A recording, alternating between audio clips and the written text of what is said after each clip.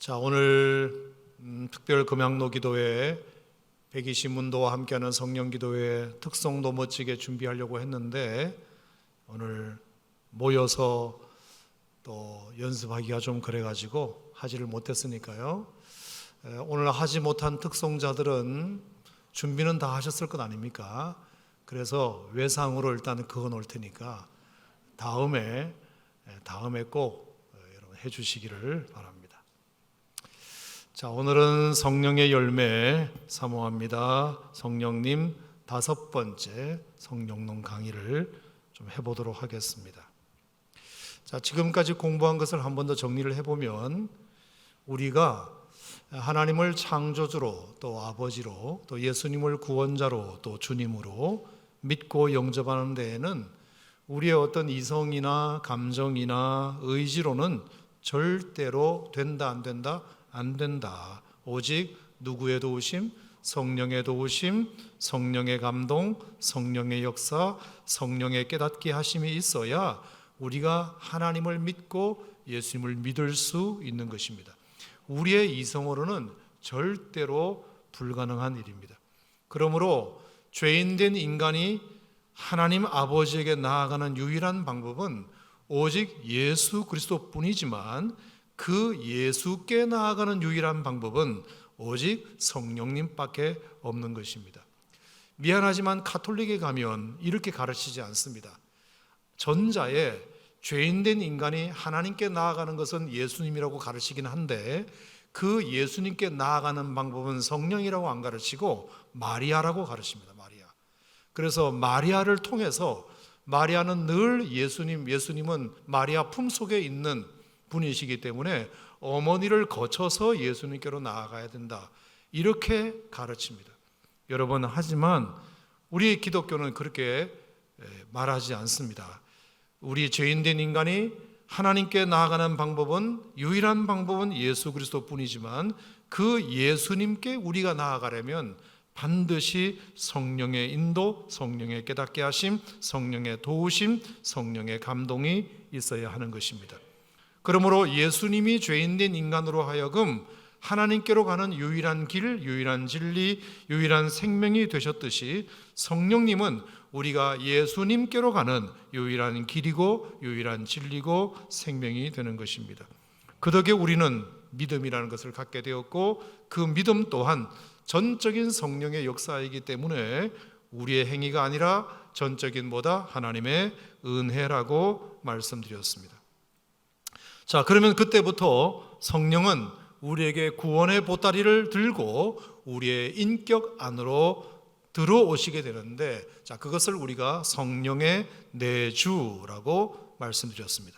자, 성령께서 우리 안에 믿음이 생기도록 역사하셨을 뿐만 아니라 직접 성령께서 우리 안에 들어오시기를 시작하셨다.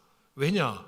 우리로 하여금 확실히 구원받는 사람이라는 것을 친히 보증해 주시기 위함이며 우리를 영적인 권세를 가진 영적 존재로 만드시기 위하여 그렇게 하시는 거라고 성령의 내주 공부할 때 말씀을 드렸습니다. 자, 그러면 그 성령님은 우리 안에 들어오실 때 구원의 선물만 가지고 오시는 것이 아니라 또 하나의 선물을 가지고 오셨는데 그게 뭐다? 성령의 은사다. 자, 에베소서 2장 8절에 보면 너희가 그 은혜에 의하여 믿음으로 말미암아 구원을 얻었으니 이것은 너희에게서 난 것이 아니고 하나님의 선물이라 그랬습니다. 그러니까 분명히 구원은 선물이에요. 성령께서 우리에게 가지고 오신 선물입니다. 아멘. 자, 그런데 은사도 왜 선물이냐? 은사가 이게 카리스마 또는 카리스마타라는 말인데 이 말이 선물이라는 뜻입니다. 은사라는 말도 되고 선물이라는 뜻도 돼요. 그러니까 쉽게 생각하면 그래요. 우리가 손님이 우리 집에 오래간만에 온다고 할 때 여러분이 전화로 뭐라 그러시죠? 대문은 발로 차고 들어와 이렇게 얘기하잖아요. 그게 뭔 말이에요? 양쪽에 뭘 들고 와라? 선물 들고 오라는 거잖아요. 아니 여러분 다 쓰는 말인데 왜 새삼스럽게 그러세요? 양손으로, 그러니까 양손에 뭘 들고 오라는 거 아닙니까? 오래간만에 집에 오는 거니까. 그러니까 성령님도 오래간만에 우리 인생에 들어오시는 거니까 한쪽에는 구원의 선물, 한쪽에는 은사라는 선물을 가지고 내 인생의 집에 첫 방문하신 겁니다. 아멘. 아멘입니까? 그걸 우리 안에 풀어놓으신 거거든요. 그러니까 우리는 그 성령의 역사로 말미암아 구원이라는 선물도 받고 그리고 은사라는 선물도 받았으니 여러분이 그것을 꼭 기억하셨으면 좋겠습니다. 이는 우리가 예수를 믿는다는 것은 거듭나는 것이고 하나님 아버지로부터 다시 태어나는 것이기 때문에 한 사람이 육신을 입고 부모로부터 이 땅에 태어날 때에도 한 가지 이상의 재능은 가지고 태어나서 그 재능을 가지고 성공하고 행복할 수 있도록 또 다른 사람도 성공시키고 다른 사람도 행복하게 할 수 있도록 돕듯이 우리가 하나님의 자녀로 다시 태어날 때에도 우리 각자에게 은사라는 걸 주셨다. 물론 그 목적은 두 가지인데 하나님의 영광을 위하여 교회의 유익을 위하여. 자, 그런 점에서 이제 재능과 은사가 구별된다고까지 말씀을 드렸습니다. 그러므로 은사가 되려면 그 목적이 하나님의 영광을 위하여 써야 되고 교회의 유익을 위하여 겸손하게 써야 한다 말씀드렸습니다. 여러분 은사를 날마다 발견해 가시고 날마다 개발해 가시고 부족하면 하나님께 구하시고 그렇게 하셔서 정말 여러분이 받으신 은사로 마음껏 주님을 위해서 하나님의 영광과 교회의 유익을 위하여 마음껏 쓰시다가 잘하였도다 충성된 종아. 하나님이 우리에게 달란트 주신 거잖아요. 2달란트 받은 사람도 있고 5달란트 받은 사람도 있듯이 하나님께서 배로 남겨 먹으라 했으니까 하나님이 우리에게 달란트 주셨으니까 최선을 다해서 쓰시다가 주님 앞에 가셨을 때 잘했다 충성된 종아 네가 작은 일에 충성하였음에 주인의 즐거움에 참여할지어다. 그렇게 꼭 칭찬 듣는 여러분 되시기를 바랍니다. 자, 그러면 이제 다시 또 정리를 한번 해보겠는데 이제 성령의 침례는 뭐냐? 그것은 성령의 내주와는 대비되는 개념인데요. 성령 안에 나를 성령님이 품으시는 거라고 말씀드렸습니다. 내 안에도 성령님이 오실 뿐만 아니라 나도 성령님 안에 잠기는 것이 성령 침례다. 예수님 안에 아버지가 계시고 아버지 안에 예수님도 거하셨듯이 내 안에 예수님이 계시고 예수님 안에도 내가 있음을 의미한다고 말씀드렸습니다. 자, 왜 그렇게 한다? 그래야 온전한 사랑이다. 짝사랑이 아니다. 당신도 내 마음에 있어야 되고 나도 당신 안에 있어야 그게 온전한 사랑 아닙니까? 그게 온전한 사랑이기 때문이다. 그래야 어떤 상황 속에서도 평안하고 담대할 수 있기 때문이다. 자, 그래서 우리가 찬송가에 주 안에 있는 나에게 뭐가 없다? 딴 근심 없다. 십자가 밑에 나아가 내 짐을 풀었네. 아멘 아닙니까 여러분? 주 안에 성령 안에 있으면 근심이 없습니다. 마음에 담대함이 있습니다. 평안함이 있습니다. 그게 성령 침례의 중요한 목적이라고 말씀드렸어요. 물론 우리가 성령으로 침례받음으로 한 몸이 되어 모든 공동체가 그리스도 안에서 하나 되었다는 것을 우리가 지켜가는 것도 성령 침례의 중요한 의미라는 것도 말씀을 드렸습니다. 자, 그렇다면 오늘 그것과 관련되어서 중요한 얘기를 하나 더 해보려고 합니다. 자, 왜 성령은 우리를 그 안에 품으시고 푹 잠그셨는가? 또 하나의 이유가 있습니다. 그것은 바로 성령 안에 우리를 품으심으로 우리를 당신의 품 안에 품으심으로 말미암아 그분의 성품을 닮아가게 하기 위해서는 겁니다. 그분의 성품을. 그것을 우리는 이제 성령의 열매라고 칭하겠습니다. 우리로 하여금 하나님의 성품, 그리스도의 성품을 담게 하시려고 성령은 당신 안에 우리를 품으셨다는 것입니다. 여러분, 성품은 너무 중요하지 않습니까? 재능도 중요하지만 성품도 못지않게 이 땅을 살아가는데 중요한 캐릭터입니다. 은사도 중요하지만 열매 또한 우리가 신앙생활하는데 얼마나 중요한 믿음의 캐릭터인지 모릅니다. 여러분 생각해 보세요. 여러분도 가끔 그런 말을 쓰십니다. 그 사람 말이야 참 능력은 많은데 성품이 별로야. 성품이 별로야. 그 사람하고 같이 일을 못할 것 같아. 참 능력을 보면 아까운데 성품이 개떡 같아서 안 되겠어. 그러면 그 사람을 쓰겠다는 겁니까? 안 쓰겠다는 겁니까? 안 쓰겠다는 거잖아요. 근데 또 여러분은 이렇게도 말해요. 그 사람 능력은 좀 부족한데 참 성품이 좋아. 그 말은 쓰겠다는 거예요, 안 쓰겠다는 거예요? 써보겠다는 거잖아요. 능력이 모자라는 것이 좀 아쉽기는 해도 성품이 괜찮으니까 능력이야 가르치면 되지, 기술이야 가르치면 되지, 이렇게 마음이 열린다는 겁니다. 이상하게 우리들도요, 능력은 많은데 성품이 안 좋으면 마음이 닫혀버리고요, 능력은 부족한데 성품이 괜찮으면 의외로 마음이 열리는 수가 있습니다. 그래서 세상 사람들도 능력과 성품 둘 다 중요하지만 정말로 뭐가 중요하냐고 물으면 성품이라고 말하지 능력이라고 말하지 않습니다. 세상도 성품이 능력을 뒷받침해야 함을 강조하고 있다는 뜻입니다. 그 사람이 어떤 재주를 발휘하는 데 있어서 성품이 지원해 주지 않으면 아무리 능력이 많아도 평가절하됩니다. 하지만 능력이 좀 모자라도 사람이 좋으면 어느 정도 평가는 받게 되어 있다는 것입니다. 자, 마찬가지로 은사도 중요합니다. 은사도 중요해요. 그 은사는 능력에 해당되는 것이기 때문에 자기가 가지고 있는 능력을 가지고 뭔가 일을 잘 해내는 것 너무나 중요하십니다. 하지만 성령에 못지않게 열매도 중요하다. 아무리 은사가 많아도 신유의 은사가 있고 예언의 은사가 있고 방언의 은사가 있고 통변의 은사를 받았다 하더라도 성품이 뒷받침되지 않으면 하나님도 좋아하시지 않는다. 여러분, 이것을 오늘 여러분들에게 꼭 말씀드리고 싶어요. 자, 참고사항으로 마태복음 25장을 한번 찾아보겠는데요, 그런 구절이 여러 군데 나와요. 자, 마태복음 25장 34절.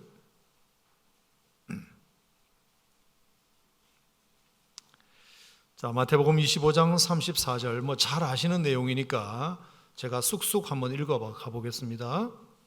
자, 마태복음 25장 34절. 그때의 임금이 오른편에 있는 자들에게 이르시되 내 아버지께 복받을 자들이여 나와 창세로부터 너희를 위하여 예배된 나라를 상속받으라. 자, 그러면서 복받을 자리라고 하면서 뭐라고 말씀하셨냐면 내가 줄일 때 너희가 먹을 걸 줬지, 목마를 때 마시게 했지, 나그네 됐을 때 영접했지, 헐벗을 때 옷을 입혔고 병들었을 때 돌보았고 옥에 갇혔을 때 와서 보았고. 자, 그렇게 복받을 자들이라고 말하면서 그들이 어떤 삶을 살았는지에 대하여 주님이 언급을 하셨어요. 그랬더니 37절에 의인들이 대답하여 이르되 주여 우리가 언제 주께서 줄이신 것을 보고 음식을 대접하였으며 목마르게 하신 것을 보고 마시게 하였나이까? 우리 주님께 그렇게 해드린 적 없는데요. 그랬더니 어느 때에 나그네 되신 걸 보고 영접하였으며 헐벗으신 것을 보고 옷 입혔나이까? 어느 때 병드신 것과 옥에 갇힌 것을 보고 배웠나이까? 하니까 40절 시작. 임금이 대답하여 이르시되 내가 진실로 너희에게 이르노니 너희가 여기 내 형제 중에 지극히 작은 자 하나에게 한 것이 곧 내게 한 것이니라. 아멘. 아멘입니까 여러분? 자, 이게 열매라는 겁니다. 이게 성품이라는 것이에요. 하나님께서 복받을 자들이라고 말하면서 너희가 나에게 그렇게 참 잘해 주었지. 근데 의인들이 대답하기를 하나님, 제가 하나님께 그렇게 잘해드린 거 없는데요. 아니야, 이 지극히 작은 소자에게, 작은 자 하나에게 네가 최선을 다해서 긍휼을 베풀고 사랑을 베풀고 도와주고 그렇게 했잖아. 그게 바로 나한테 한 거야. 여러분, 이게 얼마나 참 쇼킹한 얘기입니까? 그렇죠? 예. 우리는 하나님께 뭔가 예배를 드리고 하나님을 위해서 뭔가를 해드리는 것이 전부인 줄 알았는데 하나님은 오히려 우리 주변에 있는 사람들에게 지극히 작은 자 하나에게 그렇게 한 것이 곧 나에게 한 것이라는 말씀은 뭔가 지금 열매, 성품, 삶의 태도, 자세 이런 것을 강조하시는 말씀입니다. 41절부터는 정반대죠. 읽지는 않겠습니다. 자, 왼편에 있는 자들에게 저주받을 자들아, 그래서 저주받을 자들아, 니들이 나한테 먹을 걸 준 적이 있냐? 목마를 때 마시게 한 적이 있냐? 나가냈을 때 영접하게 한 적이 있냐? 헐벗을 때 옷을 입힌 적이 있냐? 이렇게 등등 얘기했어요. 그랬더니 44절부터 주여 우리가 왜 그런 걸 안 했다는 말입니까? 라고 하니까 마지막에 예수님께서 하신 말씀이 뭐였죠? 지극히 작은 자 하나에게 하지 않은 것이 내게 하는 거야. 네 주변에는 형제를 사랑하지 아니하고 약한 자를 돌보지 아니하고 작은 자에게 선을 베풀지 않은 것이 곧 하나님께도 하지 않은 것이야. 여러분, 우리가 너무 충격으로 받아야 될 것이 아닌가 싶어요. 참 죄송하게도 한국교회는 지난 20세기 동안 하나님께 충성하는 것만 참 많이 가르쳤어요. 교회에서 충성하는 것만 많이 가르쳤어요. 삶은 어떻게 해도 상관이 없다. 하나님께만 잘 보이면 된다. 그것은 균형이 깨진 가르침이었어요. 사실은 우리가 하나님께 영광을 돌리고 예배드리고 충성하고 봉사하고 헌신하는 건 너무 중요하지만 지극히 작은 자 하나에게 갑질하지 않는 것, 지극히 작은 자 하나를 긍휼히 여기고 불쌍히 여기는 것, 줄인 자, 헐벗은 자, 나그네된 자를 돌보는 것, 이게 뭐예요? 열매잖아요. 예수 믿는 사람들의 증거잖아요. 그것이 뒷받침되지 않으면 안 된다. 자, 이것이 오늘 강조하고 싶은 성령의 열매입니다. 요한복음 15장에도 보면 나는 포도나무여 너희는 가지라 그러셨죠. 그가 내 안에 내가 그 안에 있으면 열매를 많이 맺는다 그랬어요. 열매를 많이 맺는다. 열매에 대해서 말씀하시면서 너희가 내 안에 내가 너희 안에 있으면 열매를 많이 맺는 거야. 특히 사람이 내 안에 거하지 않으면 가지처럼 밖에 버려져 마르나니 사람들이 그것을 모아다가 불에 던져 사는다 그랬어요. 너희가 내 안에 거해서 열매를 나타내지 않으면 사람들이 아주 불에 던져 모아다가 그걸 불살라 버릴 거야. 아무짝에도 대접받지 못하는 그리스도인으로, 이름뿐인 그리스도인으로 전락하고 말 거야.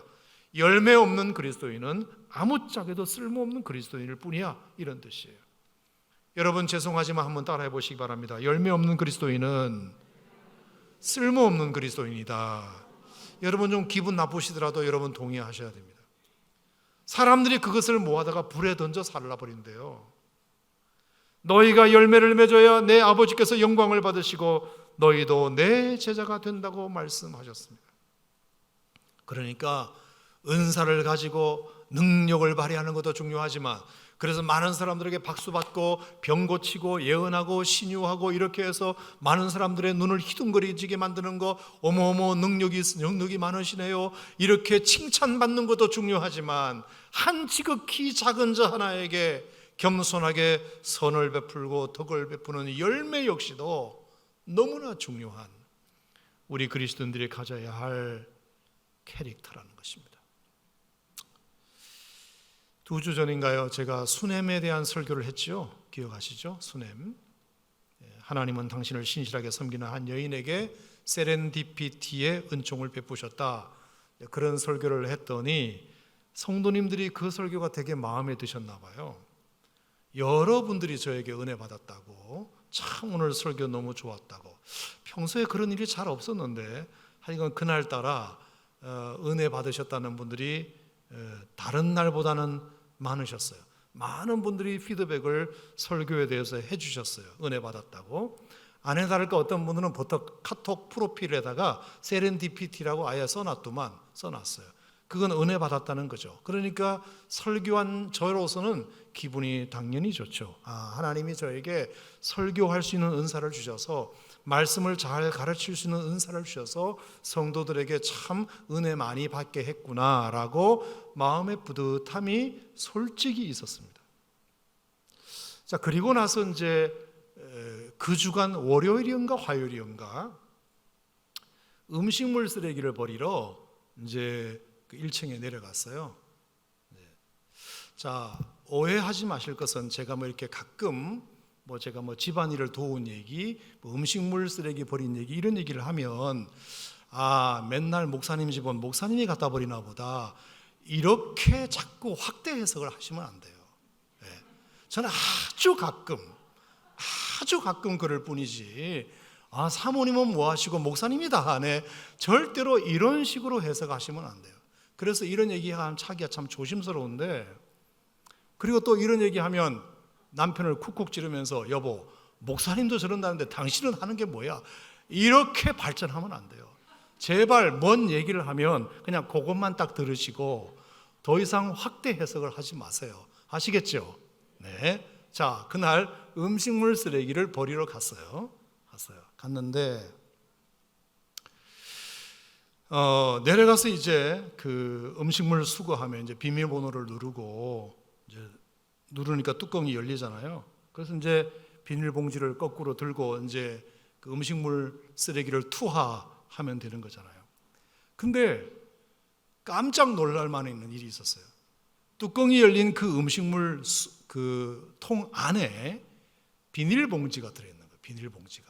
그러니까 누군가 비닐봉지 채로 거기다 그냥 갖다 집어넣은 거예요. 그러면 돼요, 안 돼요? 안 되잖아요. 안 되잖아요. 아유, 우리 동 누군가 나빠요. 아주 나빠요. 그러니까 잠시 이제 갈등이 생기는 거예요. 나는 이제 음식물 쓰레기를 뒤집어서 버리려고 하는 순간 보니까 거기에 비닐봉지 채로 누군가 거기다 버려놓은 거예요. 이걸 그냥 모른 척하고 그냥 버리고 가 말어, 아니면 이걸 꺼내 말어. 잠깐 갈등을 했어요. 잠깐. 이걸 내가 꺼내서 치워줘야 되나, 아니면 그냥 모르는 척하고 쏟아붓고 가야 되나. 그것도 약간 좀 손을 내려야만 하는 곳에 이렇게 위치해 있었기 때문에 그 비닐이 순간 이제 좋은 마음을 먹기로 했죠. 그래서 나에게 저 비닐봉지가 보이게 한 것은 누굴 욕하라고 보여주신 것이 아니라 나보고 치우라고 보여주셨겠지 싶어가지고 제가 가지고 있는 비닐봉지를 일단 내려놓고, 거기다 엎으면 안 되니까 내려놓고 결국은 그것을 꺼냈어요. 제가 하필이면 그때 장갑을 끼고 갔다 안 끼고 갔다? 안 끼고 갔다. 그래서 일단 맨손이지만 어쨌든 할 수 없어요. 그냥 이렇게 이제 남이 버려놓은 거를 꺼냈는데 봉지가 또 유난히 크더만. 근데 안에 그 국물이나 이런 것이 그대로 다 들어있는 이런 상황에서 버려놓은 거예요. 더러워 죽겠어요, 진짜. 다 그거 국물을 짜서 어떻게 좀 했어야 되는데 안 짜가지고 국물도 흥건히 있는 가운데서 완전히 딱 집는 순간 이거 괜히 씹었다 싶을 정도로 할 수 없잖아요. 그래도 어쨌든 들었으니까 다 털어내고 옆에 있는 비닐봉지 수거함에다가 이제 넣고 했는데, 그리고 이제 내 걸 하려고 하니까 그 밑에 또 하나가 더 있는 거예요. 또 하나가. 이놈이 두 개를 버린 거예요. 두 개를 버린 거예요. 이 놈인지 이 연인지는 그건 몰라요. 나는 안 봐서 몰라요. 한데 분명히 놈일 가능성이 많아요. 여성들은 절대로 안 하죠, 그렇게. 그러니까 또 막 화가 하나 버린 것도 지금 그런데 그 밑에 또 하나가 더 있네. 내 눈에 안 들어왔으면 되는데 보이니까 어떡해요. 근데 한 번 했는데 두 번 안 하면 안 되니까 했다 안 했다? 했다. 그래서 다시 또 그것을 하는데 약간 팔이 모자라 깊어가지고, 그래서 살짝 이렇게 하니까 약간 걸리더만. 그래서 꺼냈어요. 꺼냈는데 이번에는 보니까 음식물 쓰레기가 아니고요, 자기 집에 어떤 그 꽃 말린 거 이런 거 있잖아요. 꽃 말린 거 누구한테 뭐 꽃다발 선물 받은 거 이런, 그것을 비닐봉지에 넣어가지고 거기다 버렸어요. 그거는 거기다 버리면 돼요, 안 돼요? 그러나 원천적으로 안 돼요. 그거는 쓰레기에 버리는 거지 음식물 쓰레기에 버리면 안 되는 줄로 믿으시기 바랍니다. 자, 그렇게 해서 그러니까 뭐 너무 짜증이 나는 거예요. 짜증이. 괜히 나한테 이게 걸려가지고 오늘 아주. 그래서 또 이거는 어떻게 해야 돼요? 이거는 버릴 수가 없죠. 그래서 옆에 음식물 쓰레기 봉지 수거함, 그걸 또 뚜껑을 열어가지고 거기에 좀 헐렁하게 버린 걸 하나 찾았어요. 왜냐하면 그걸 갖다가 이제 섞어서 버려야 되니까 촘촘하게 팽팽하게 이렇게 해놓은 것은 안 되고 약간 헐렁하게 버린 분들 계시거든요, 가끔. 그런 분들 축복이 있을지어다, 진짜. 저를 위해서. 그래서 이제 그걸 꺼내가지고 묶은 걸 또 풀어야 되잖아요, 또. 바깥에 묶은 것은 쉬운데 안에 묶은 것은 이게 되게 풀기가 어려워요. 그래가지고 앉아가지고 그걸 또 풀어야 되잖아요. 그래야 이걸 뒤집어 엎어가지고 다시 묶어서 내놓으니까. 그런데 시간이 조금 흐르는 거예요. 흐르는데 웬 아주머니가 음식물 쓰레기 버리러 오시더라고요. 근데 제가 지금 그 짓을 하고 있으니까 이게 오해를 할 것 같더라고. 아니, 자기 쓰레기를 가지고 와가지고 왜 남의 쓰레기에다가 뭉쳐서 버리나는 오해를 받을 수 있을 것 같아서 또 그 아주머니에게 설명을, 제가 사실은요, 이게 음식물 쓰레기를 버리러 나왔는데요, 나니까 안에 비닐봉지가 있길래요, 제가 그걸 버렸더니 밑에 또가 있는 거예요. 근데 그건 음식물 쓰레기가 아니고 쓰레기로 버려야 되겠는데 제가 지금 쓰레기 봉투가 없으니까, 그래서 이미 남이 버리는 것을 풀어가지고 그 안에다가 집어넣으려고 하고 있는 걸로요, 이렇게 또 설명을 해야 하니까 그 아주머니가 참 아저씨 훌륭한 일 하시네요. 그리고 가셨어요. 그리고 그걸 다 묶어서 버리고, 그리고 최종적으로 제가 가지고 온 음식물 쓰레기 버리고 뚜껑 닫고 집에 들어갔어요. 제가 이 얘기를 여러분에게 왜 드리냐면, 여러분도 다 하실 만한 얘기지만, 제가 전날 그 전날 수냄이라는 설교를 하면서 제 은사를 활용하여 많은 성도들로부터 칭찬을 받고 참 목사님 은혜 받았어요, 이렇게 말하는 얘기를 들었을 때 그 기분과 오늘 정말 그냥 아무것도 아니지만 그냥 아파트 쓰레기 버리러 갔다가 누군가 그렇게 몰지각하게 버려놓은 그 비닐봉지 2개를 꺼내서 하나 제대로 버려드리고 하나는 묶어서 버려드리는 이 와중에서 내가 참 좋은 일을 하고 있다, 그런 생각이 든 거예요.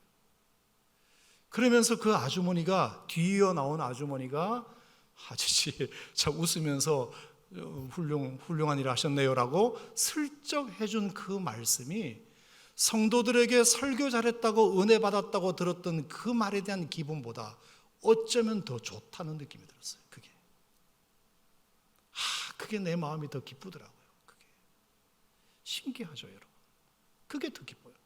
내가 예수 믿는 사람답게 오늘 살았다는 느낌이 들어서 그래요. 내가 오늘 예수 믿는 사람답게 정직하게, 그래도 깨끗하게 뭔가를 해보려고 남이 그렇게 해놓은 것에 대하여 더럽지만 추하지만 그냥 지나갈 수 있지만 그래도 내가 한번 해보려고 했던 그 마음이 저로서도 너무 뿌듯하고, 내 마음이 어제 설교 잘했다고 성도들이 칭찬하는 것보다 더 기쁘다는 것을 깨달은 거예요, 제가.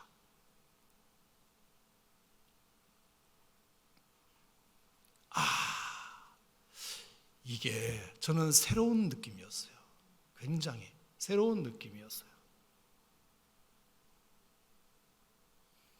며칠 전에 많은 사람들 앞에서, 성도들 앞에서 제게 주신 은사를 멋지게 사용하여 설교함으로 사람들로부터 말씀 은혜롭게 잘 들었다는 피드백을 들은 것과, 오늘 이렇게 뜻하지 않는 난리를 치며 환경을 생각해서 비닐봉지 2개를 말끔하게 처리해서 같은 동에 사는 이름 모를 아주머니에게서 훌륭한 일을 하셨네요라는 들은 말 중에 이게 더 기분 좋다는 것입니다, 여러분.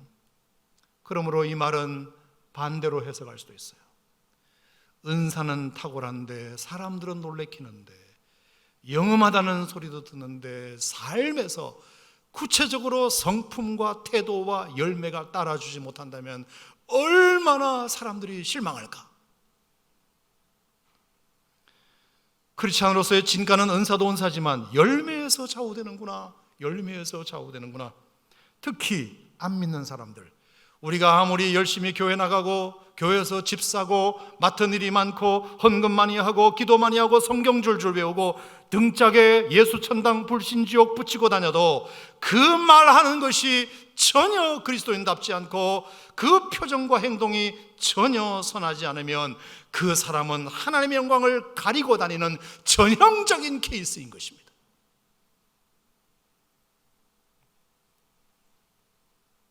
무엇이 중요한데 진짜 뭐가 중요합니까? 하나님의 영광과 교회의 유익을 위하여 은사를 주셔서 그 은사를 능력 있게 잘 활용한 것은 너무나 귀하지만, 그에 못지않게 우리의 삶의 구체적인 부분에서 내 삶이 성품으로 열매가 나타나고 태도로 열매가 나타나는 것은 못지않게 중요하다. 마태복음 7장을 한번 더 읽어보겠습니다. 자, 마태복음 7장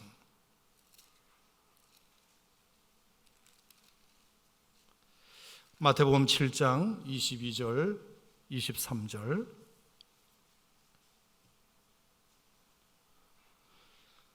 자, 다 같이 22절, 23절 시작. 그날에 많은 사람이 나더러 이르되 주여 주여 우리가 주의 이름으로 선지자 노릇하며 주의 이름으로 귀신을 쫓아내며 주의 이름으로 많은 권능을 행하지 아니하였나이까 하리니 그때에 내가 그들에게 밝히 말하되 내가 너희를 도무지 알지 못하니 불법을 행하는 자들아 내게서 떠나가라. 선지자 노릇하고 귀신 내쫓고 방언을 말하고 은사를 활용하여 능력을 행할지라도 주님은 도무지 알지 못한다고 말한다. 오히려 불법을 행하는 자들아 내게서 썩 꺼져거라. 그렇게 말씀하신다는 것입니다. 왜 그럴까요, 여러분? 자, 15절부터 읽겠습니다. 15절부터 시작. 거짓 선지자들을 삼가라. 양의 옷을 입고 너희에게 나오나 속에는 노략질하는 일이라. 그들의 열매로 그들을 알지니 가시나무에서 포도를 엉겅퀴에서 무화과를 따겠느냐. 이와 같이 좋은 나무마다 아름다운 열매를 맺고 못된 나무가 나쁜 열매를 맺나니 좋은 나무가 나쁜 열매를 맺을 수 없고 못된 나무가 아름다운 열매를 맺을 수 없느니라. 아름다운 열매를 맺지 아니하는 나무마다 찍혀 불에 던져지느니라. 이러므로 그들의 열매로 그들을 알리라. 아멘. 그들의 열매로 그들을 알리라. 열매가 좋지 않으면 불에 던져버린다. 불에 던져버린다. 그러니까 성령의 열매는 너무나 중요해요. 너무나 중요해요. 자, 그렇다면 이제 성령의 열매가 뭐냐? 근데 여러분 갈라디아서 5장 오늘 읽으셨죠? 자, 갈라디아서로 다시 한번 가겠습니다. 성령의 열매는 뭐 여러분이 너무 잘 아시죠? 갈라디아서 5장 자 22절 23절 다 같이 한번 다시 읽겠습니다. 오직 성령의 열매는 사랑과 희락과 화평과 오래 참음과 자비와 양선과 충성과 온유와 절제다. 자, 이게 성령의 열매라고 되어 있어요. 우리가 맺어야 할 그리스도인됨의 증거, 성령의 열매. 자, 그것이 오늘 9가지 우리에게 소개하고 있어요. 여러분, 사랑이 뭐예요? 사랑. 여러분, 우리가 성령에 잠기면, 성령이 우리를 품으시면, 성령 침례를 받으면 우리가 성령 안에 잠기는 거니까 성령 안에 잠기면 무엇에 잠기는 것이에요? 사랑에 잠기는 거예요. 그분의 사랑에 잠기는 거죠. 아멘. 그분의 사랑에 잠기는 거잖아요. 사랑에 잠기면 어떻게 될까요? 그 사랑이 내게 묻을 수밖에 없죠. 그 사랑이 묻을 수밖에 없어요. 자, 여러분, 향수 가게에 들어가서 향수를 사지 않아도, 향수를 바르지 않아도 향수 가게에 들어갔다 나온 사람은 무슨 냄새가 난다? 향수 냄새가 나요. 향기가 나요. 향수 가게에 갔다 온 사람, 왜? 향수 가게에 가면 향수가 진동을 하기 때문에 향수를 사지 않아도, 향수를 바르지 않아도 그냥 거기에 있다가만 나와도 그 안에서 좋은 냄새가 나요. 좋은 냄새가 나요. 우리가 성령 안에 잠긴다는 것은 향수 가게보다 더 진한 사랑의 향기가 그 속에 가득한데 우리가 그 안에 들어갔다 나온 사람인데 어찌 우리 안에서 사랑의 향기가 없을 수 있겠습니까? 아멘입니까, 여러분? 사랑은 하나님의 본질적 속성이잖아요. 사랑은 은사이자 열매잖아요. 그래서 은사의 가장 마지막 은사가 뭐였어요? 사랑의 은사. 더 큰 은사를 사모하라. 그것이 사랑이라 그랬어요. 그 사랑이 오늘 성령의 열매의 제일 첫 번째 나와요. 은사의 마지막 열매이자 열매의 가장 첫 번째 열매가 사랑이에요. 사랑하지 않는 자는 하나님을 모르는 것 같아요. 사랑은 하나님이 하시는 여러 가지 일들 중에 하나가 아니라 사랑은 하나님이 하시는 유일한 일이에요. 그 안에 우리가 잠겼는데 어찌 우리 안에서 사랑의 열매가 안 생길 수가 있겠습니까? 여러분, 제가 순종의 삶 할 때 우리 침례교 선배님 한 분 말씀드렸는데 더크 윌렘스라는 네덜란드의 우리 침례교 선배, 제 침례교도였는데 그분이 이제 신앙의 자유를 찾아서 도망을 가게 되었어요. 병사가 뒤에서 잡으러 오고 도망을 가고 있었는데 추운 겨울이었어요.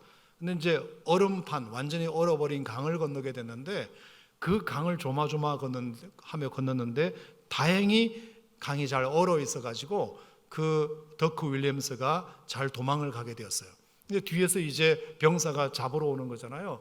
잡으러 오는데 그만 이 사람이 발을 헛디뎌 가지고 약간 얼음이 좀 얇은 곳을 발을 디뎠나 봐요. 그래서 이제 물에 빠지게 된 거예요. 자, 신앙의 자유를 찾아서 도망가는 더크 윌리엄스가 신앙의 박해를 가하는 어떤 병사로부터 도망을 가게 되었는데 나는 피했고 그는 물에 빠졌다. 그러면 이거는 할렐루야고 하나님께 간증할 내용이잖아요. 이야, 하나님이 정말 살아계셔서 나는 두꺼운 얼음으로 걸어가게 하시고 저 잡으러 오는 저 사람은 얇은 얼음으로 걸어가게 하셔서 하나님이 보기 좋게 퐁당 빠뜨렸구나. 야, 이건 정말 간증거리다. 우리는 다 그렇게 생각할 거 아닙니까? 그렇게 해서 이제 생각하는데 그 빠진 병사가 살려달라고 막 고함을 치는 거예요. 자기가 죽게 생겼으니까. 도망가는 그 더크 윌리엄스에게 살려달라고 고함을 치는 거예요. 그러니까 이 도망가던 더크 윌리엄스가 잠깐 갈등이 생기는 거죠. 이게 분명히 하나님의 은혜이긴 한데 도와달라는 저 사람을 내가 도와주지 않으면 물에 빠져 죽을 것은 분명한데 저 사람도 불쌍하지 싶어가지고 다시 도망가던 걸음을 되돌아와가지고 그 사람을 살려준 거예요. 꺼내준 거예요. 그러면 너무 고맙죠. 자, 그러면 여기까지 간증이면 진짜 대박 간증이에요. 내가 무사히 잘 탈출하게 되었는데 두꺼운 얼음을 지나간 것도 감사한데 도망치는 나를 붙잡아 오던 병사는 얇은 얼음판을 위를 걷다가 쏙 빠져서 죽게 된 것도 간증인데 또 그 사람이 살려달라고 하길래 내가 살려준 것도 간증이다. 그러니까 이 사람이 너무 고마워서 아니 나는 붙잡아가는 신세고 당신은 도망가는 사람인데 내가 당신에게 그냥 한번 해본 소리인데 당신이 정말 나를 이렇게 살려줘서 너무 고맙소. 너무 고맙소. 비록 내가 당신을 잡으러 왔지만 내가 생명의 은인이니까 내가 당신을 살려주겠소. 내가 당신을 못 본 걸로 할 테니까 어여 도망가시오. 어여 도망가시오. 나는 당신을 이제 안 본 걸로 할 테니까 이렇게 하면 얼마나 좋아요. 얼마나 좋아요. 그래야 이게 뭔가 맞잖아요. 그런데 딱 살려주었더니 바로 체포를 해버렸대요. 그래서 끌고 가가지고 결국은 더크 윌리엄스가 화형을 당했어요. 화형을. 왜 그랬냐고 도대체 왜 그랬냐고. 여러분 우리 침례교 선배 중에 더크 윌리엄스 그런 일화가 참 유명해요. 여러분 이게 하나님께서 우리에게 보여주신 사랑 아닙니까? 그죠? 십자가의 사랑이죠. 십자가는 하나님이 우리를 향하신 사랑의 크기가 얼마나 큰지를 보여주신 것이기도 하지만 우리의 죄가 얼마나 큰지도 보여주시는 거잖아요.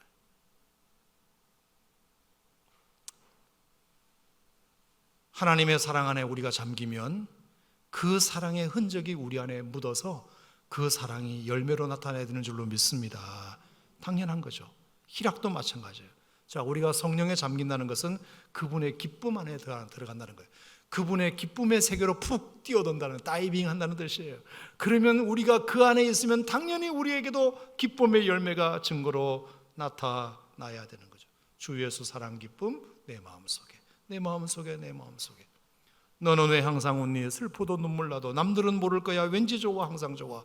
무엇이 그리 좋은지 나도 알게 해다오. 너와 나 만나려고 주 예수님 오셨단다. 참 기뻐 왠지 기뻐서 항상 웃고 항상 찬송. 정말 좋아 왠지 좋아 또 기뻐서 찬송하네. 하나님께서 우리를 구원하신 그 구원의 기쁨은 이루 말할 수 없는 거죠. 이루 말할 수 없는 거죠. 여러분 이 구원의 기쁨이 얼마나 크면 비록 감람나무에 소추려고 무화과나무에 소추려고 감람나무 열매가 없고 포도나무에 열매가 없고 우리의 양이 없고 외양간에 소가 없을지라 나는 여호와로 말미암아 기뻐한다. 나를 통해서 이루실 하나님의 역사를 기대하고 지금의 고난을 이기는 것이다. 아무것도 없지만 주께서 내 마음에 두신 기쁨은 그들의 곡식과 포도주가 풍성할 때보다 더하나이다. 이런 기쁨이 우리들에게 있다는 것입니다. 말초적인 쾌락이 아니라 일시적인 재미가 아니라 영원한 내면의 기쁨, 그 기쁨이 성령에 잠긴 자들에게 주시는 두 번째 흔적이고 열매인 줄 믿습니다.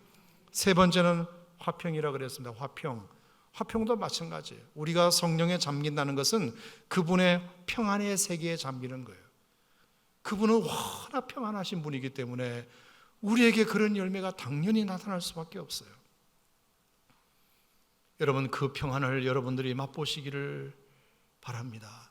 평안을 너에게 주노니 이는 세상이 주는 것 같지 않다.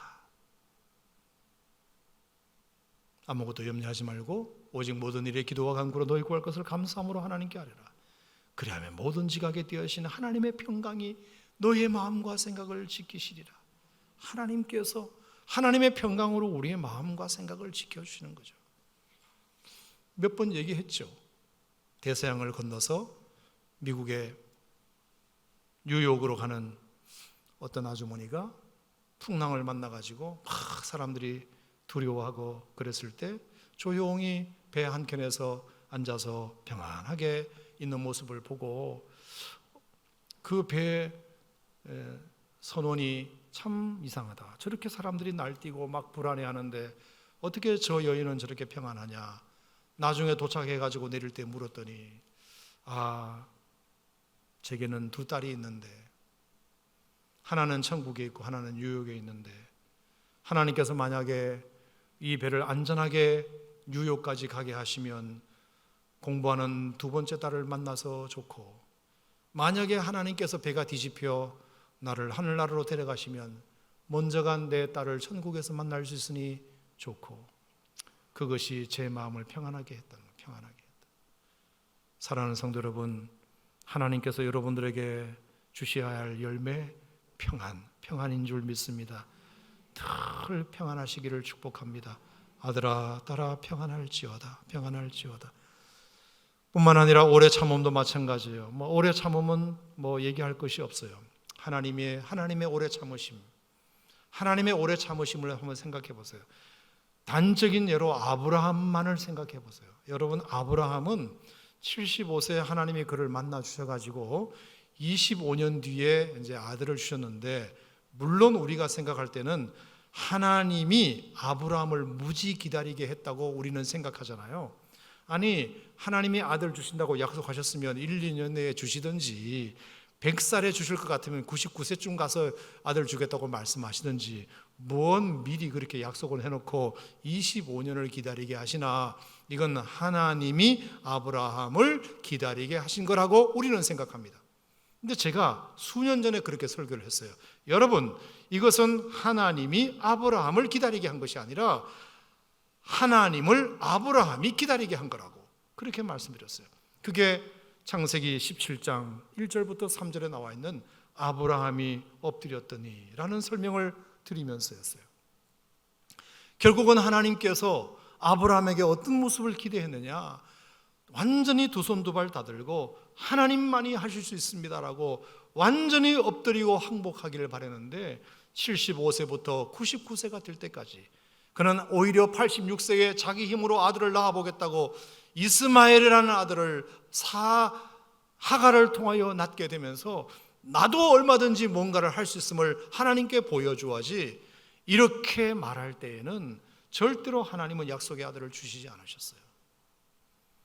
결국에 두 손 두 발 다 들고 바짝 엎드리며 하나님 잘못했습니다, 하나님만이 전부이십니다라고 그렇게 고백할 때 하나님께서 비로소 아브라함을 아브라함으로 만드시고 열국의 아비로 그에게 1년 뒤에 약속하신 아들을 주신 거거든요. 그러니까 이것은 아브라함을 하나님이 기다리게 하신 것이 아니라 아브라함이 하나님을 기다리게 하신 것입니다. 하나님이 아브라함의 믿음이 성숙될 때까지 무려 24년을 기다리신 거예요. 이게 하나님의 오래 참으심이죠. 하나님의 오래 참으심. 여러분이 하나님의 오래 참으심이 성령의 캐릭터라면 그 안에 푹 빠져서 여러분도 그 하나님의 오래 참으심, 하나님의 인내하심, 그러니까 하나님은 오늘도 여러분을 향하여 기다리고 계세요. 우리가 죄를 지을 때마다, 우리가 잘못할 때마다 벌 주지 아니하시고 징계하지 아니하시고, 우리에게 아무 일이 없는 이유는 하나님이 못 봐서가 아니라, 하나님이 허락해서가 아니라 하나님이 기다리시는 거예요. 하나님이 참으시는 거예요. 스스로 깨우치고 돌아올 때까지 하나님이 기다리시는 거예요. 여러분이 하나님의 기다리심이 여러분의 캐릭터도 되시기를 바랍니다. 자비도 마찬가지죠. 자비 안에 잠기는 거죠. 자비 안에, 하나님의 자비 안에 잠기는 거죠. 예를 들면 포도원 품꾼의 비유 중에 나오는 포도원 주인과 같아요.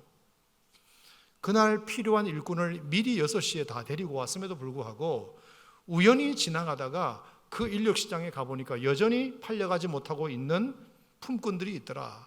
그래서 오늘 자기에게 필요한 일꾼은 이미 6시에 다 데리고 왔지만 그래도 그 사람은 또 오늘 품삯을 못 받아가면 기다리는 처자식이 불쌍하니까 내가 일거리가 있어서가 아니라 저 사람을 위해서 나는 오늘 저 사람을 하나 더 써야 되겠다. 그래서 9시에 한 사람을 더 데리고 오잖아요. 그리고 12시에 나갔더니 또 여전히 사람들이 있더라. 그래서 그 사람을 위해서 또 데리고 오고 3시도 데려오고 5시에도 데리고 왔다. 일거리가 있어서 사람을 불러온 것이 아니라 그 사람을 위해서 불러온 거죠.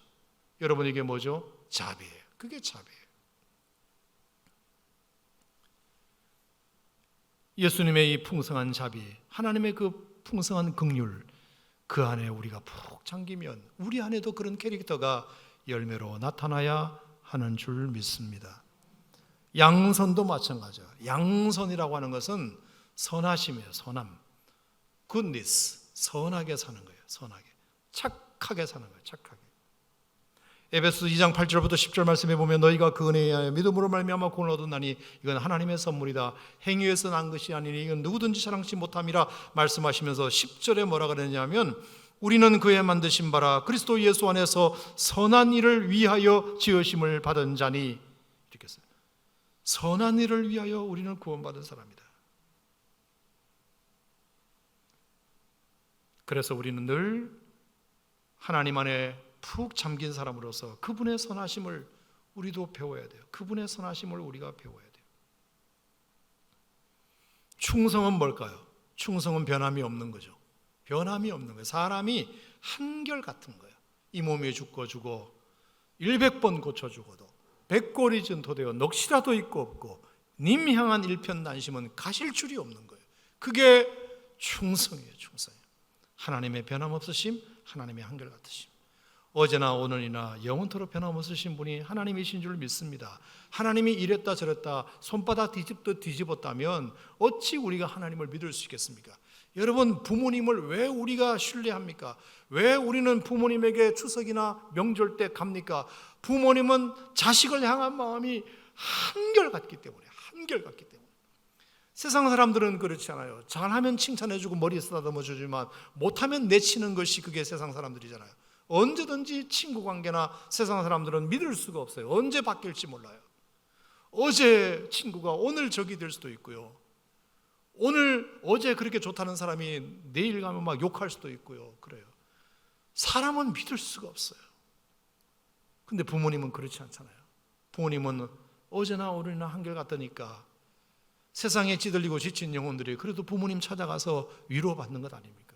거기서 한마디 듣고 오면 힘나는 것 아닙니까? 아이고 우리 새끼 왔네. 그 말 한마디에 그냥 녹아버리는 거 아닙니까? 왜? 세상에는 우리 새끼 왔네라고 말해주는 데가 한 군데도 없으니까요. 다 이루고 있으니까요. 하나님 그 넓은 가슴으로 우리를 안으시되 변함없이 한결같이 늘 그 모습으로. 아멘입니까 여러분? 그래서 탕자가 아버지께로 돌아간 거죠. 분명히 우리 아버지는 이 못난 나를 용서하실 분이시다. 내가 아버지의 재산을 완전히 말아먹었어도, 내가 이 거짓골을 했어도 우리 아버지는 나를 받아줄 거야 라는 믿음이 있으니까 가는 거지. 아버지한테 갔는데 더 혼날 것 같으면 그 아들이 어떻게 돌아갈 용기를 낼 수 있겠습니까? 성령의 열매 중에 굉장히 중요한 열매는 충성이에요. 사람이 변하지 않는 거예요. 한결같은 거예요. 한 번 마음먹었으면 끝까지 가는 거예요. 한 번 사랑하기로 했으면 끝까지 가는 거예요. 한 번 충성하기로 했으면 끝까지 가는 거고, 한 번 다니기로 했으면 끝까지 가는 것이고, 손바닥 뒤집듯이 그냥 뭐가 있다고 해서 그냥 확확 바뀌어버리는 그런 사람들은 성령의 열매의 충성의 부분에 아주 약한 사람들이에요. 그 다음에 뭐죠?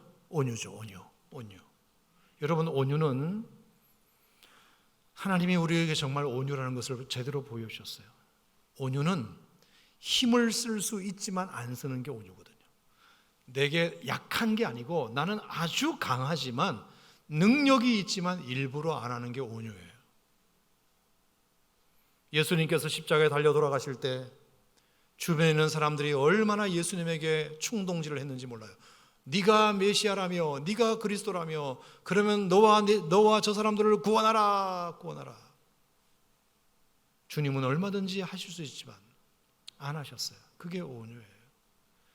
예수님이 얼마든지 성전에서 뛰어내릴 수 있었지만, 얼마든지 돌을 떡으로 만들 수 있었지만 하지 않으셨어요.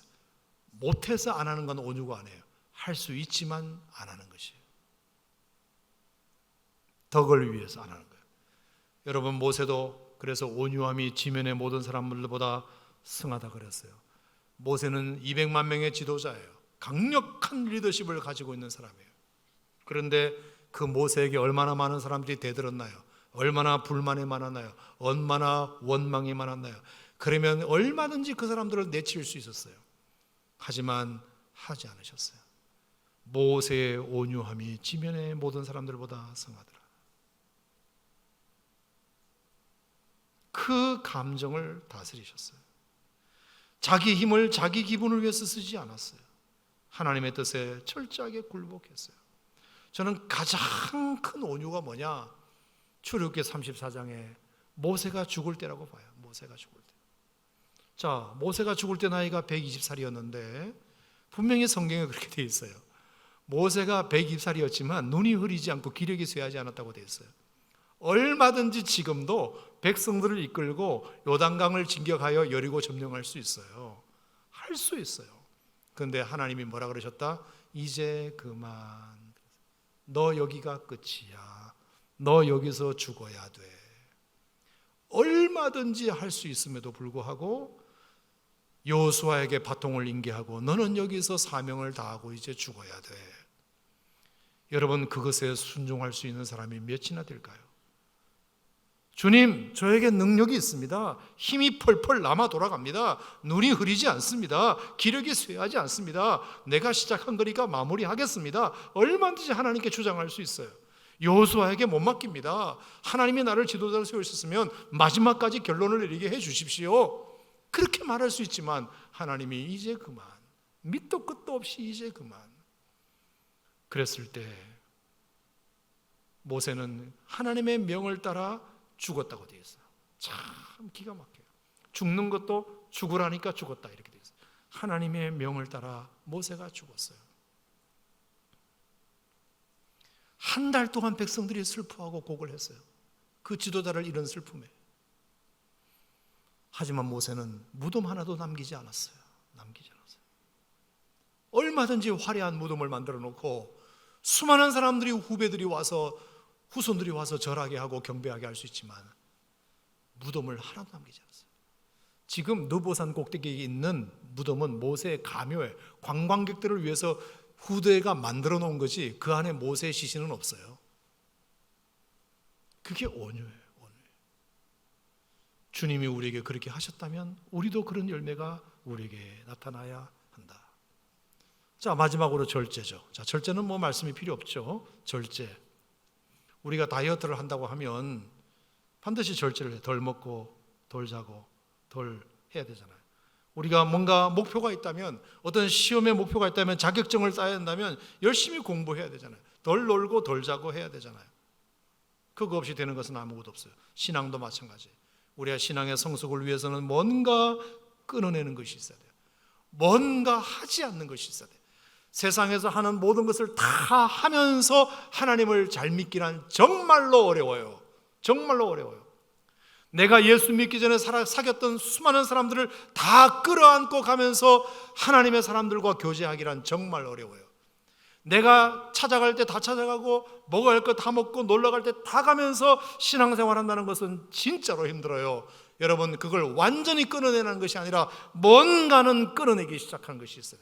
그래야 하나님을 만날 수 있는 시간이 확보가 돼요. 마찬가지죠. 내가 누군가 결혼을 하려면, 내가 여자를 만나고 남자를 만나서 신랑 신부로서 부부가 되려면 이제 새로운 공동체가 생긴 거기 때문에 그 전에 하던 것을 어느 정도는 끊어내야 되잖아요. 어느 정도는 끊어내야 되잖아요. 그게 절제죠, 절제. 이것을 더 잘하기 위해서 이것을 더 잘하는 데 방해가 되는 것은 과감하게 끊어내는 것. 빌립보서 2장 5절 이하에 예수님이 이 땅에 오시기 위하여 하나님과 동등됨을 취할 것으로 여기지 아니하시고 오히려 자기를 비워 종의 형체를 가져 사람들과 같이 되었고 사람의 모양으로 나타나셨고 자기를 낮추시고 십자가에 죽으셨다. 뭔가 하나님이 말씀 육신이 되어 이 땅가 오시기 위하여 무언가 끌어낼 것이 있지 않으면 우리는 절대로 하나님을 위해서 아름다운 열매를 맺기가 어려워요. 그래서 제가 오늘 여러분에게 드리고 싶은 말씀을 한마디로 요약한다면 이거예요.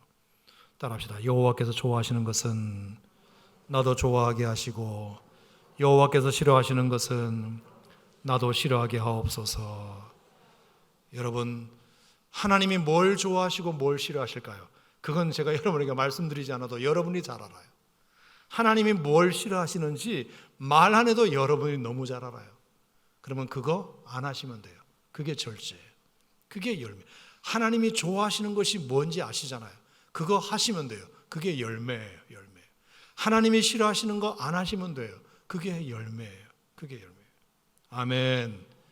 여러분, 성령의 열매로 성숙한 하나님의 백성들이 되시기를 바랍니다.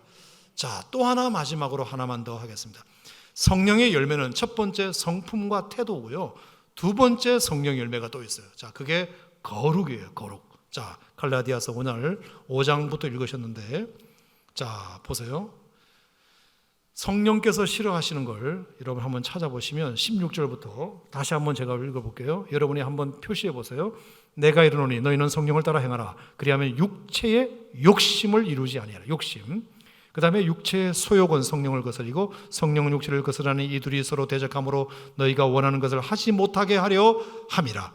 너희가 만일 성령이 인도하시는 바가 되어 율법 아래 있지 아니하리라. 육체의 일은 분명하니 뭐다? 음행, 더러운 것, 호색, 우상숭배, 주술, 원수 맺는 것, 분쟁, 시기, 분냄, 당짓는 것, 분열과 이단, 투기, 술취함, 방탕함.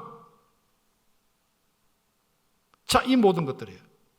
그 다음에 26절에 보면 헛된 영광 구하는 것, 노엽게 하는 것, 투기하는 것. 이 모든 것이 다 이런 모든 것들로부터 구별되어야 된다. 거룩해야 된다. 여러분, 성령의 중요한 열매가 거룩이라는 것을 잊지 마시기 바랍니다. 거룩이에요.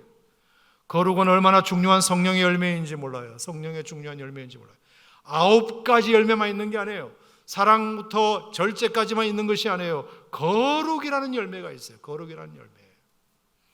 예수 믿는 사람들을 성도라고 부릅니다. 성도는 뭐예요? 거룩할 성도의 성자의 무리도자예요. 거룩한 무리예요. 구별된 사람들이에요. 구별된 사람. 지금 말씀드린 이 모든 것들을 하지 않는 것이에요. 하지 않는 것이에요. 구별된 삶을 살아야 우리를 하나님의 사람으로 사람들은 인정해요. 자, 들어보세요. 빌립보서 1장 27절에 보면 오직 너희는 그리스도의 복음에 합당하게 생활하는 말씀이 있는데, 자, 빌립보 교회에 주신 말씀이잖아요. 자, 언젠가 제가 자세히 또 말씀을 드리겠지만 그 빌립보라는 동네는 말입니다. 로마와 한참 떨어져 있어요. 로마는 이제 이태리 반도에 있고 그리스 반도에 있는 게 빌립보이기 때문에 빌립보와 로마는 한참 떨어져 있죠. 근데 자, 빌립보에 있는 성도들에게 바울이 이제 너희는 그리스도의 복음에 합당하게 생활하라는 말씀을 하시면서 이런 배경을 가지고 있어요. 자, 로마와 빌립보는 떨어져 있는데 이 빌립보가 어떤 지역이었냐면 로마에서 은퇴한 리타이어한 퇴역 군인들이 집단으로 이주해서 살던 곳이 빌립보라는 곳이었어요. 그러니까 로마에서 군인 생활을 오래 하다가 제대한 군인들이 빌립보에 가서 많이 살았어요. 그 퇴역 군인들이 거기 많았어요. 그러다 보니까 그 빌립보 도시를 어떻게 만들었냐면 작은 로마처럼 꾸민 거예요. 작은 로마처럼. 로마에서 오랫동안 살다 보니까 거기에 로마의 문화 양식을 이식시키고 로마의 길을 만들고 로마의 집을 짓고, 왜? 로마에서 자기들이 오래 살았기 때문에 그걸 그대로, 왜 우리도 어디 남해인가 가면 무슨 독일 마을인가 이런 거 있잖아요. 독일 마을. 그러니까 우리나라에 왔지만 자기 독일 집을 그대로 이식시켜가지고 독일 마을을 꾸미는 거잖아요. 그러니까 이 빌립보에 로마 마을을 거기다 꾸며놓은 거예요. 꾸며놓은 거예요. 자, 그런데 그 빌립보 주변에는 야만인들이, 바바리안 야만인들이 많이 살고 있었어요. 근데 그 야만인들의 평생의 소원은 뭐냐면 로마에 한번 가보는 게 소원이에요. 평생 소원은 로마의 그 화려한 도시를 한번 밟아보는 거예요. 그런데 어떻게 일반 서민이 로마에 갈 수 있겠습니까? 못 가요. 절대로 못 가요. 그냥 태어난 곳에서 그냥 살다가 죽는 거예요. 로마에 갈 수가 없어요. 그런데 왜 그들이 로마를 가고 싶었느냐 하면 빌립보를 보고 로마를 가고 싶었던 거예요. 빌립보는 로마에 퇴역한 군인들이 로마의 문화와 양식과 건물과 도로를 그대로 이식해가지고 빌립보에다가 갖다 심어놨기 때문에 그 로마 주변에 있는 서민들이 빌립보를 보고서 와, 빌립보가 이렇게 좋다면 로마는 얼마나 더 좋을까 이렇게 상상하고서 그때부터 로마로 가고 싶은 꿈을 꾸게 됩니다. 여러분, 로마를 그들은 한 번도 인터넷으로 본 적도 없어요. 사진 한 장 본 적이 없어요. 근데 빌립보 모형만 봤을 뿐인데도 로마면 얼마나 좋을까? 로마에 가는 것이 그렇게 소원이었다고 해요.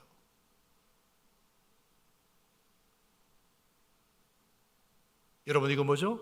빌립보로 이사온 로마의 퇴역 군인들이 로마의 모습을 잘 보여줬기 때문에, 그러니까 빌립보만 봐도 로마를 가고 싶은 거예요. 로마는 얼마나 좋을까? 리틀 로만도 이렇게 좋은데 진짜 로마는 얼마나 좋을까? 여러분, 이게 제가 이 얘기를 왜 드릴까요? 천국이 있다는 건 우리는 알아요. 있다는 건 우리야. 하지만 세상 사람들은 몰라요.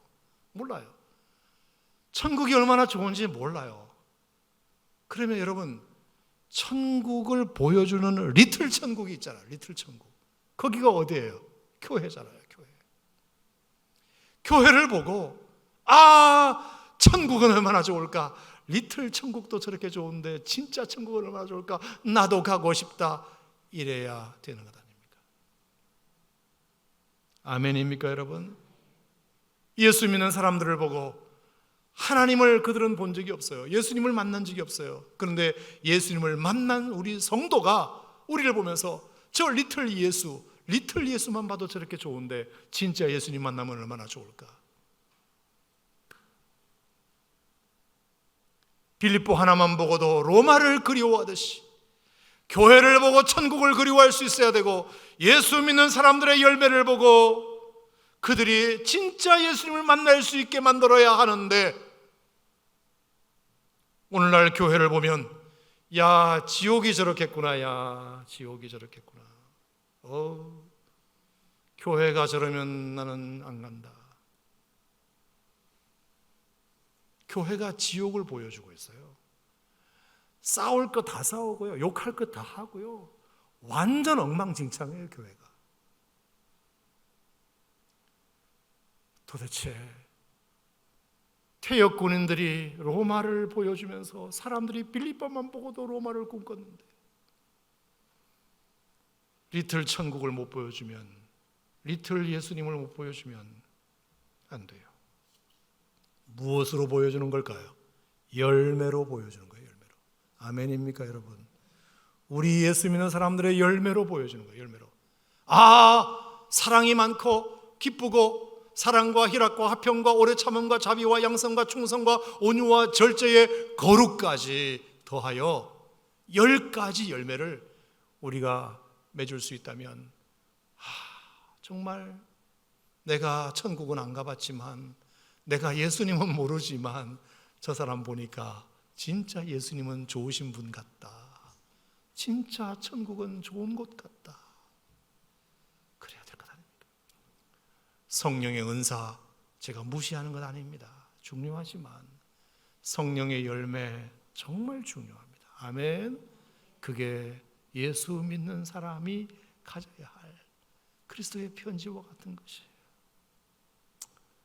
그래서 저는 설교를 잘해서 사람들로부터, 저의 말 잘하는 은사를 통해서 사람들로부터 참 은혜 받았어요. 그렇게 해서 제가 기분 좋았던 것보다 그냥 음식 쓰레기 버리러 갔다가 난데없는 그 난관에 봉착했을 때 그래도 내가 한번 이렇게 만난 건 내가 처리하라는 뜻으로 알고, 아주 작은 거지만 평생 한 번 한 거지만 여러분, 그렇게 하는 것이 여러분에게 오히려 더 기쁜 일이 될 수도 있고요, 그것을 지켜보는 누군가에게 더 감동을 줄 수도 있어요. 그러니까 꼭 기억하세요. 성경을 많이 외우고 방언을 유창하게 하는 것도 중요하지만 어쩌면 더 중요한 것은 지극히 작은 자 하나에게 손잡아주는 것, 자비를 베푸는 것, 아멘, 온유한 것, 아멘, 기쁘게 사는 것, 아멘, 사랑을 베푸는 것, 이것이 훨씬 더 중요할 수 있다는 것을 이 연사와 여러분들에게 꼭 말씀드리고 싶어요. 기도하겠습니다.